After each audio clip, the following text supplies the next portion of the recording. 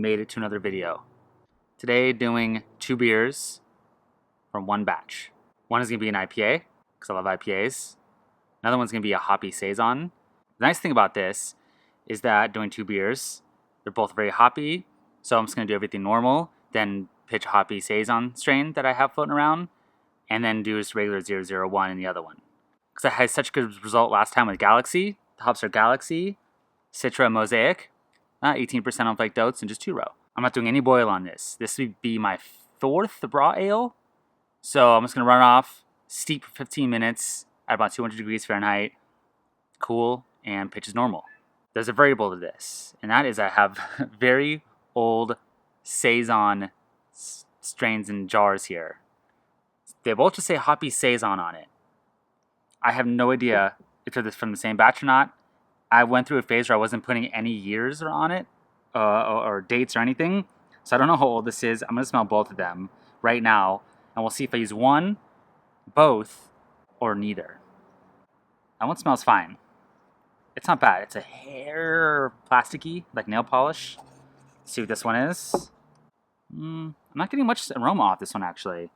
I gotta go through a bunch of that stuff I have in the fridge saving. I'm horrible at reusing it sometimes. I would love to like plate it, bank it, and store it for a while in the freezer, but I haven't got that far yet in my chemistry knowledge.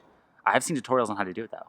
So I did something last week to the garage, and I want to share it with you. Let's sweep around the before and after while I was working on it. You guys have seen it for years now, or almost 2 years, how messy that thing got, and I just tackled it. I was like, screw it, I'm going to do it. I'm going to buckle down, I'm going to tackle it. Look at the after.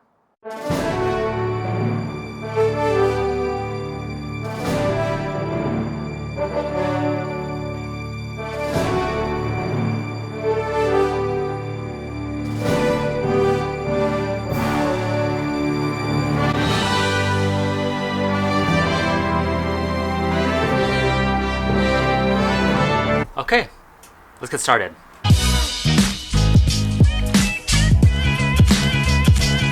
I got a drill. It's so much better.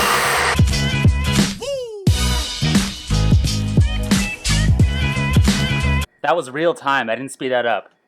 That was like maybe a minute to do about 3 pounds of grain. Loving it. Absolutely loving it.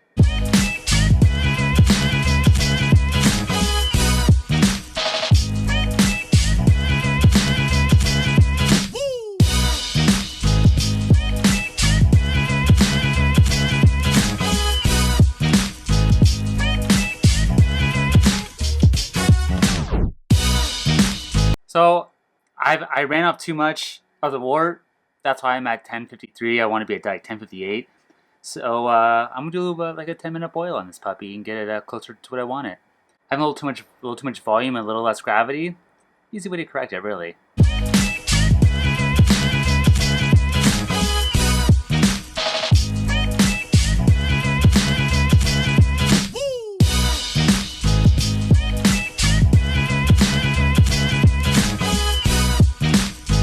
Two beers, one batch.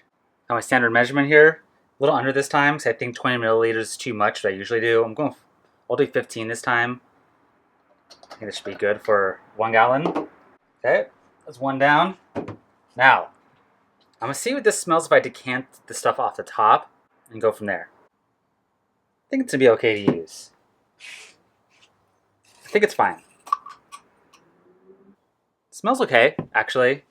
Doesn't look good, but... So I'm going to use both of them. A little bit of each. I found that Brett is... indestructible. I've manhandled it, and it usually doesn't turn bad or south or anything like that. I'm sure it has a limit, or it would, get bad, but man, the fact that you can ferment it really high, it stays on everything. It's a nasty beast, and I love it. Alright, well... It's just like gunky trube, really. I did not harvest it very well. Alright, well, these are 2 very different beers, so I will do a separate tasting on them. They will probably taste very differently. Brettanomyces, if I was just using like a regular fresh yeast, it would probably not be that funky. I noticed if I use Brett as 100% fermentation, it doesn't usually have that Brett funk to it. It's usually more like fruitier. And I think anecdotally, the more carbohydrates it has to chew on, the more fruitier it can get. We'll see how this turns out. This yeast is very old, and this brew day was kind of weird. I didn't really not much to show you guys this time. I just made an IPA and a hoppy saison. So usually I like to bring something to the table, like something weird or interesting or something with knowledge, but we just got some beer. It's a simple one. So thank you for the tasting on both of these. Like, subscribe, keep getting weird, and use really old yeast from your fridge and see what happens.